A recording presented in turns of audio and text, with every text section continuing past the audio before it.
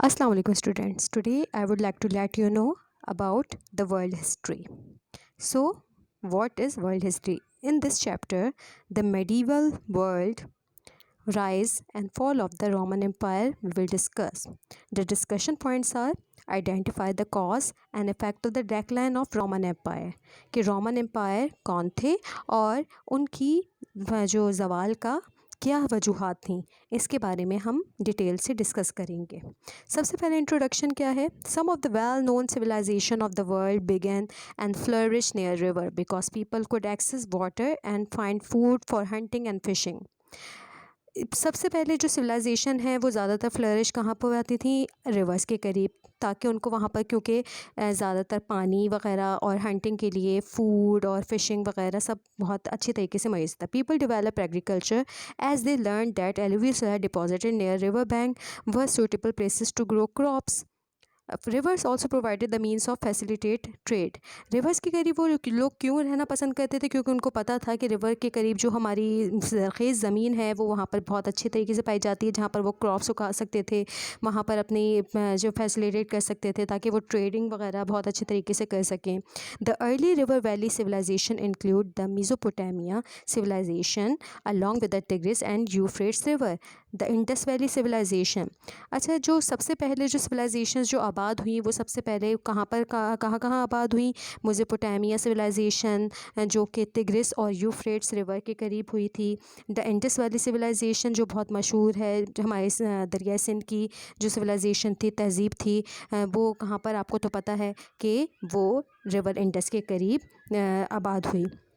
इन लोग का मकसद यही था दरियाओं के करीब आबाद होने का, ताकि वो फ्लरिश कर सकें और ट्रेडिंग वगैरह बहुत अच्छे तरीके से कर सकें, जैसा कि आप मैप्स में भी देख रहे हैं। ये है रोमन एम्पायर का map. The river valley civilisation include the Mesopotamia civilisation along the Tigris and the Euphrates rivers. The Indus valley civilisation near the Indus river, ancient Egypt with near the river Nile and the Chinese civilisation along the Yellow River. यहाँ पर ये सारी civilisation का नाम क्या है। Mesopotamia जो कि टिग्रिस और यूफ्रेट रिवर के करीब होती थी, इंडस वैली सिविलाइजेशन जो रिवर इंडस के करीब, एशियन इजिप्ट जो है रिवर नील के करीब, और चाइनीज सिविलाइजेशन येलो रिवर के करीब। इन यूरोप, अगर हम यूरोप की बात करें तो Roman civilisation grew near the river Tiber. Europe में जो रोमन सिविलाइजेशन है वो कहाँ पर उन्होंने ग्रो किया, वो रिवर टाइबर के करीब। The Mediterranean sea route connected the ancient Roman empire with other region for trade. जो मेडिटेरियन सी जो थे वो उसको मिलाता था रोमन एम्पायर को दूसरे रीजन से, ताकि वो अच्छे तरीके से अपनी तिजारत को आगे बढ़ा सकें और अच्छे तरीके से फ्लरिश कर सकें। यही इनकी यूरोप में रोमन सिविलाइजेशन किस तरीके से उभार उनका शुरू हुआ, वो इस तरीके से हुआ।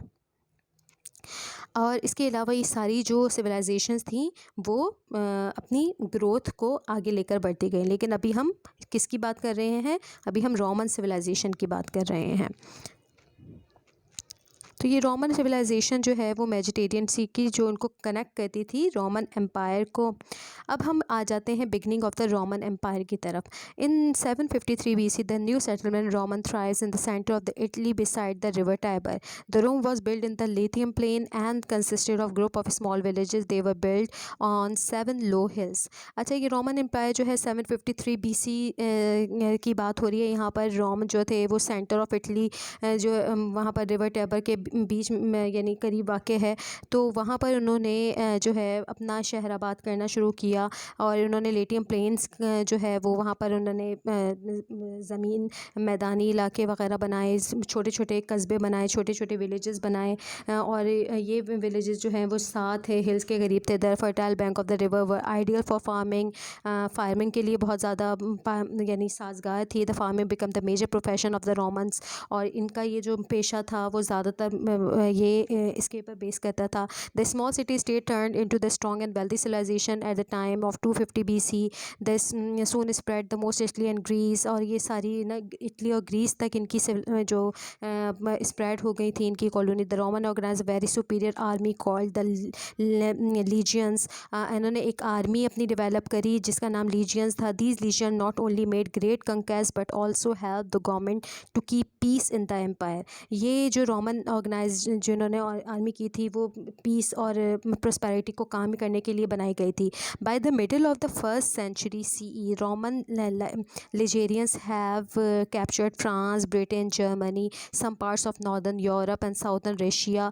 अच्छा, इसने फिर मिडल फर्स्ट सेंचुरी के मिडल में ये जो रीजन्स थे, लीजियंस थे, इन्होंने क्या किया, कैप्चर कर दिया फ्रांस को, ब्रिटेन को, जर्मनी जो आजकल जिस नाम से मशहूर हैं, और नॉर्दर्न यूरोप हो गए, रशिया हो गए, इन सारों को फ़तह किया. और इसके अलावा साउदर्न इजिप्ट को और इराक और अरेबिया के भी कुछ पार्ट्स को. The Roman system of governance was based on monarchy.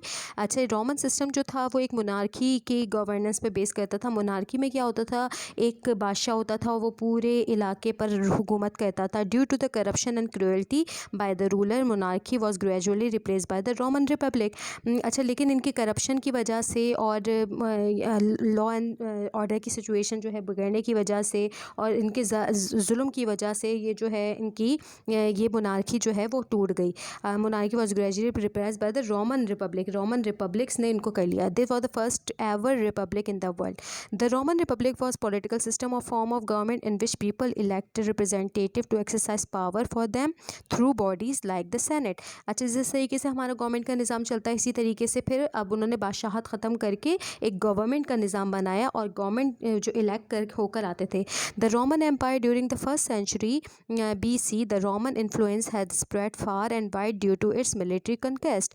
अच्छा, जैसे आपको बताया कि इनकी मिलिट्री कॉन्क्वेस्ट बढ़ती चली गई, तो ये फर्स्ट सेंचुरी की बात है बिफोर क्राइस्ट. तो इन्होंने इन्फ्लुएंस जो है वो उनका बढ़ता चला गया और आहिस्ता आहिस्ता करके इलाके को कवर करते गए. The government become the weaker और लिजेरियंस बिकम सो पावरफुल. लिजेरियंस जो कि इनकी आर्मी का नाम था, तो गवर्नमेंट जो है वो आहिस्ता आहिस्ता करके वीक होती गई और लिजेरियंस जो थे वो अपनी उन्होंने धाक बिठाते गए और उन्होंने जो है गवर्नमेंट को बिल्कुल ख़त्म आहिस्ता आहिस्ता करके बिल्कुल थ्रेट्स देना शुरू कर दिया और उनको ख़त्म कर दिया. There was unrest and unemployment which results in the power struggle within the government. अच्छा, इसके अलावा रिजल्ट्स क्या हुए, इसमें अनएम्प्लॉयमेंट बढ़ गई और जो बेसुकूनी का आलम बेयकीनी का the law and order situation बिगड़ गई, disturb, and people of the Rome realise they needed a strong leader.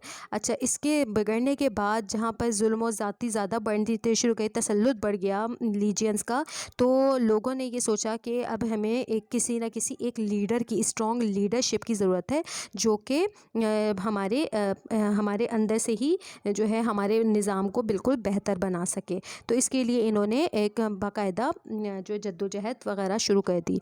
अब जो है इसके बाद क्या हुआ कि at this time Julius Caesar 100 BC 44. At this time, Julius Caesar 100 BC to 44 emerged as a powerful leader. Julius Caesar जो है वो पावरफुल लीडर के तौर पर उभरे. वही was the Roman dictator military. अच्छा, उनका ताल्लुक मिलिट्री डिक्टेटर जनरल से था who played important role in the event that led to the fall of Roman republic. अच्छा, रोमन रिपब्लिक जो है इन्होंने गिराने में इन्होंने इंपॉर्टेंट रोल अदा किया था.